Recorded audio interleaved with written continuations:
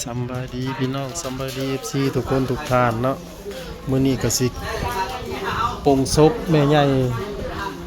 บุญมาเนาะหรือว่าแม่ใหญ่ป่าเมาสาวแพง3มื้อ4มื้อนี่นะ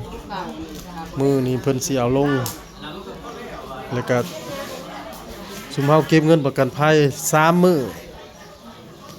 ผู้ที่3มื้อมื้อที่4จังได้แล้วก็ยังบ่แล้วดอกแล้วฮะยังสิไปหาน้ำอยู่ยัง4-5ครอบครัวนึงดอกทั้งน่ะก็แก่งอยู่แต่เมื่อคืนนี่ผู้บ่จักกินเขาเจ้าเฮ็ดหยังกิน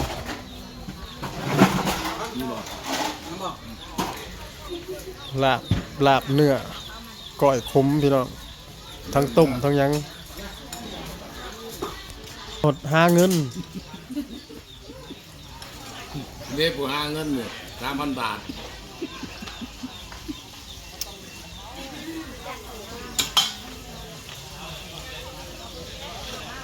ลมงัวจักโตนี่พ่อใหญ่บ้านชื่องัวตลาดงัวตลาดสินตัวใดน่ะกำลังสิเคลื่อนศพออกพี่น้อง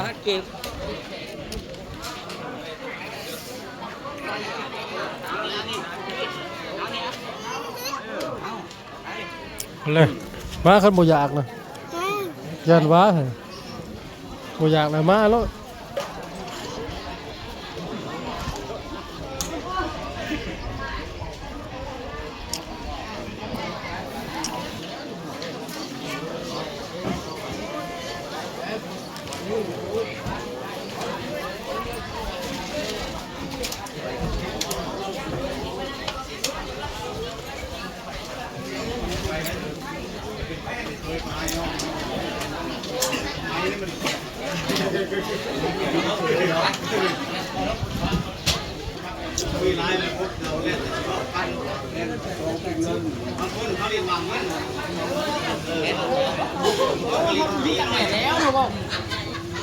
มาดิลิงมันก็ตีบักหมูไปแทบสำคัญของเกลือของ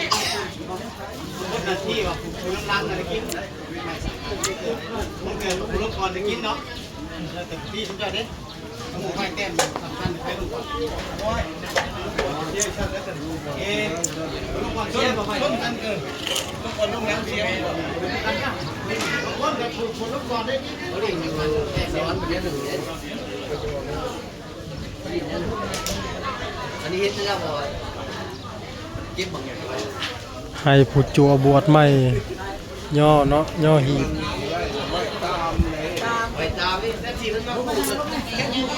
ไปเบิ่งแล้วโอ้ยดักไปมันก็ดักไปเนี่ยพ่อที่ไงวะเจ๊มาพ่อผมขอตามไปก่อนดิว่าแกมาซ้อมผมซ้ำไป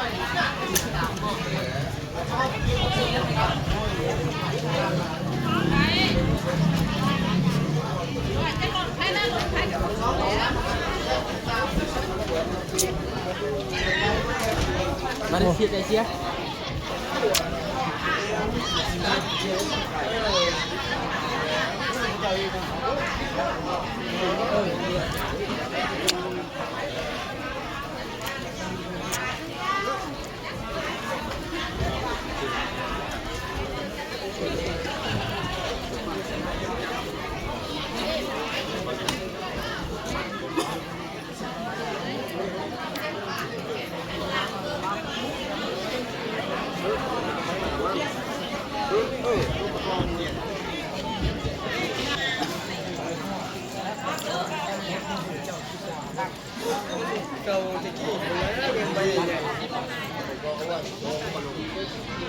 ออกปราสาทพุ่นละพี่น้องเคลื่อนศพออกไปเขาเจ้าเฮ็ดอยู่ปราสาทไปเผาอยู่พุ่น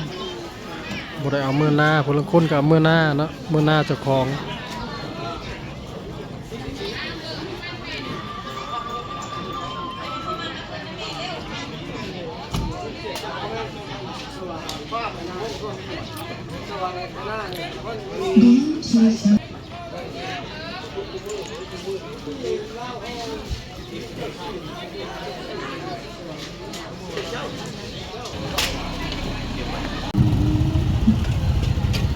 มาฮอดหน้าบ้านเฮาเลยพี่น้อง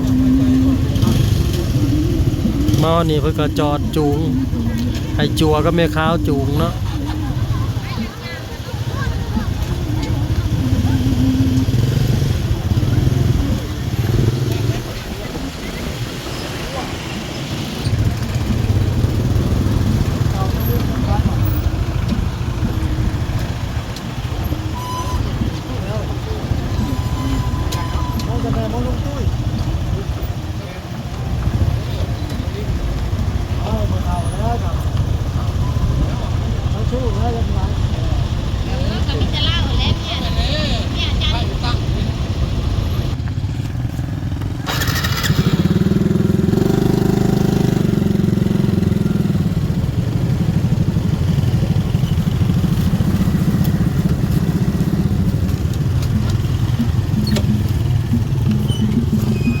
มาฮอดแล้ว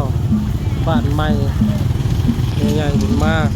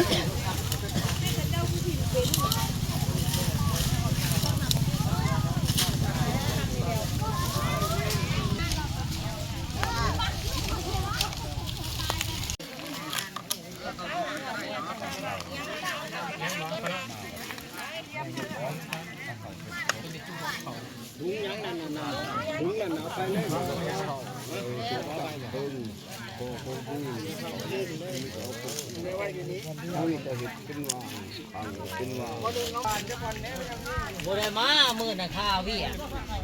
เขากระต่ายฆ่านี่เอาตั้งไว้นานแล้ว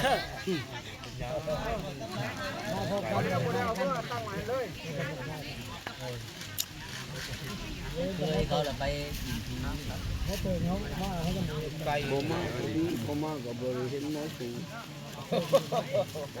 เจ้าสูตรเองเลยเนาะ ว่า การเองเลยได้เรื่องแล้ว ไปไปหาโลกเยอะแต่บ่มีไก่เขาเป็นมาที่จะเฮ็ด ขั้นตอนพัฒนา32อย่างเกี่ยวได้ได้เสียท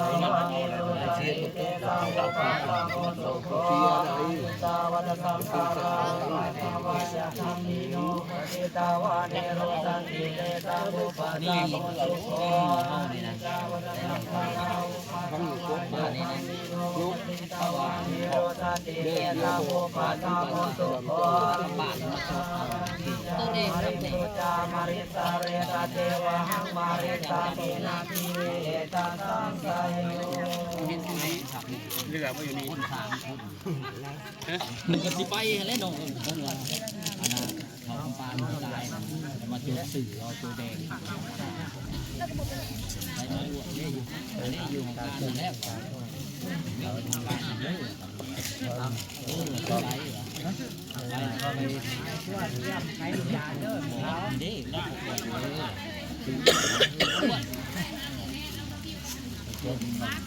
ดีบ่ดีเขาก็จดใส่ก็เห็นเมียเนี่ยพันน่ะอ้วนไ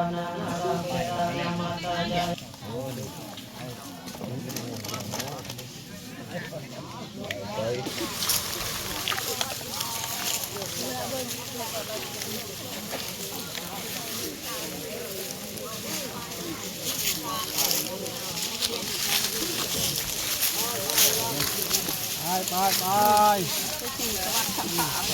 บืนเป็นเลขไทยได้อบืน